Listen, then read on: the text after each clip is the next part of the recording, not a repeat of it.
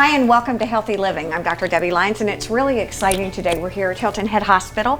I am with Tom Bouthillet. Thank you so much for joining us today. Tell me a little bit about your title and what you do. So I'm the Battalion Chief of EMS for Hilton Head Island Fire Rescue.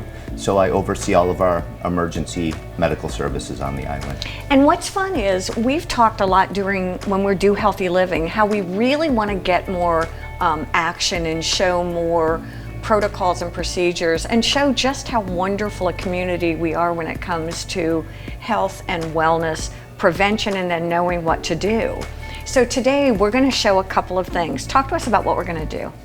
So we're going to talk about sudden cardiac arrest today. Sudden cardiac arrest is basically if you're out in the community, maybe you're out fishing or you're golfing or playing tennis, something like that, and then you suddenly collapse, and your heart goes into a very dangerous heart rhythm called ventricular fibrillation. And what does that look like? Is it bouncing? Am I conscious? Excellent questions. So first of all, no, you're not conscious. This is a cause of sudden cardiac arrest, so you will be unconscious and you will have no pulse. So this is the mother of all time-sensitive emergencies, and so we need to react very rapidly if we're going to save the patient's life. And so we have what's called the chain of survival, or a sequence of events that has to happen perfectly in order for that individual to survive to hospital discharge with good functional capacity. All right, let's talk a little bit about that. What is the sequence of events? And if you don't mind using it, really, I'm on the golf course and someone I'm with falls. Sure, perfect. Great example. So I think we've done a disservice for the past couple of generations in explaining to people what sudden cardiac arrest looks like. We've taught it as though it's very obvious and very simple. And it turns out when you look at the data, that's not entirely true. So I'm going to teach you a new decision rule so that you know for sure who needs CPR and who needs an AED if there's one nearby. We call it no, no, go. No, no, go. No, no, go. So first of all, when an adult or even a child suddenly collapses, that's a medical emergency. Period. So 911 should be called right away. And our dispatchers have special training to walk you through all this stuff. So let's start there. So someone has suddenly collapsed, it's an emergency, and we should be calling 911 and getting the professionals on the way. Okay, so let's get back to no, no, go. First question is the patient conscious? Now their eyes may be open, their eyes may be closed, but is this person responding to you? Are they conscious? Let's say they're not. We've got our first no. Okay. Oh, I love this. I'm sitting closer and closer to you. Second question, are they breathing normally, with emphasis on the word normally? Now, they may not be breathing at all, and that's obviously abnormal, but they might be gasping or snoring. So even if they're breathing or gasping, but it's abnormal, then are they breathing normally? No. No. We just got our second no. Then go. Start CPR, and if there's an AED nearby, retrieve it, or send someone to retrieve it.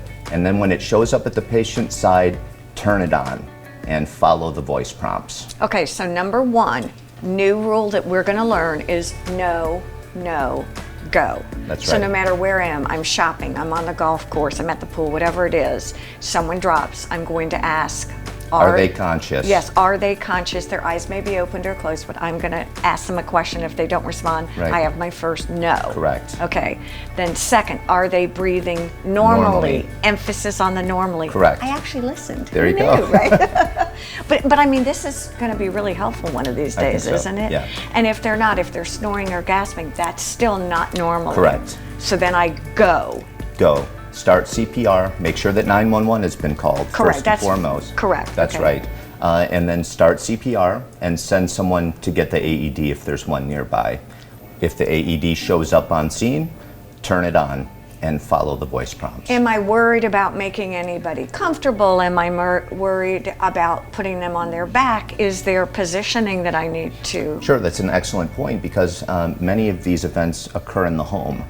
And so there are situations where someone doesn't have the physical strength to pull them off the bed with the bed sheet or off the toilet onto the bathroom floor or something like that.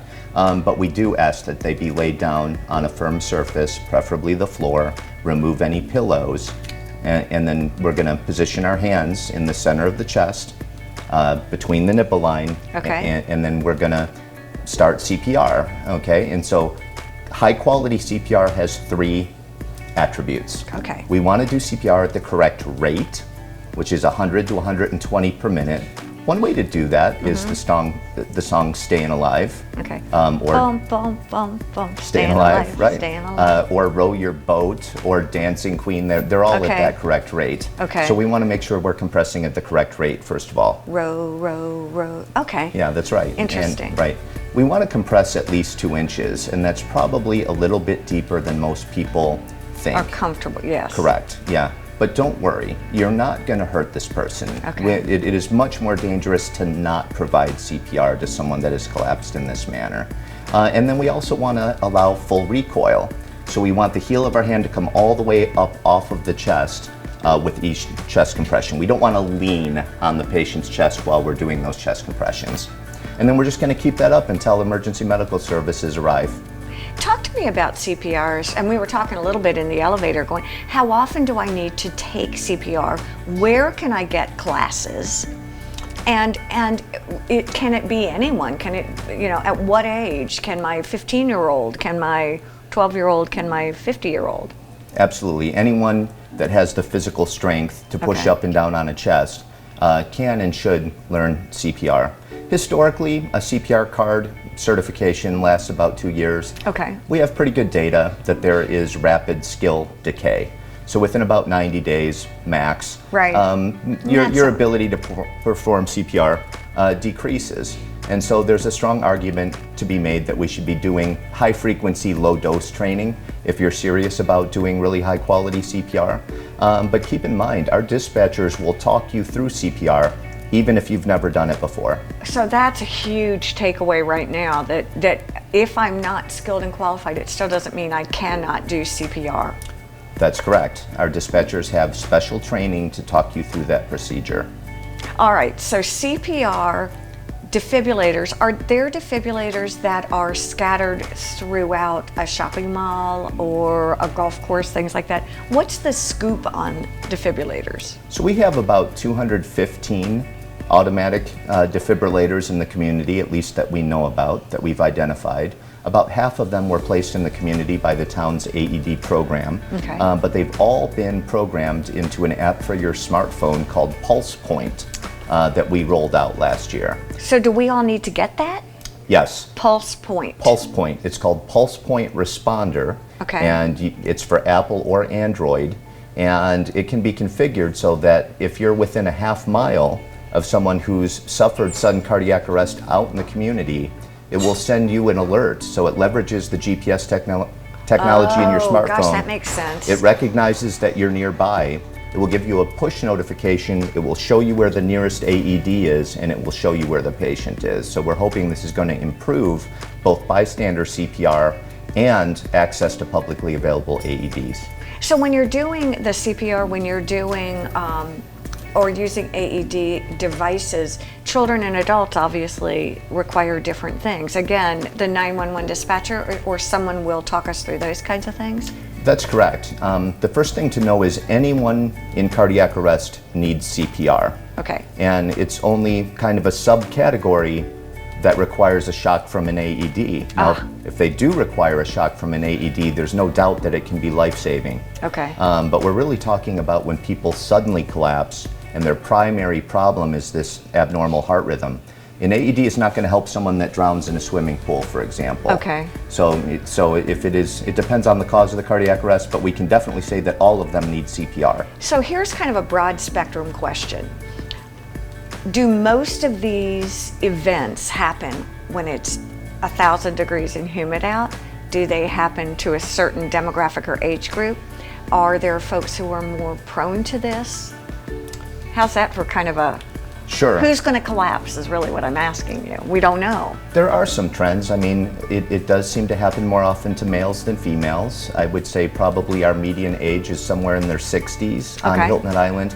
But our youngest cardiac arrest survivor from 2017 was a 21-year-old female. Oh, wow. Children can have congenital heart defects. You can have a high school athlete collapse on the basketball court or something like that. So we need to be prepared to treat it. It really could happen to anyone. All right, we're going to take a quick break.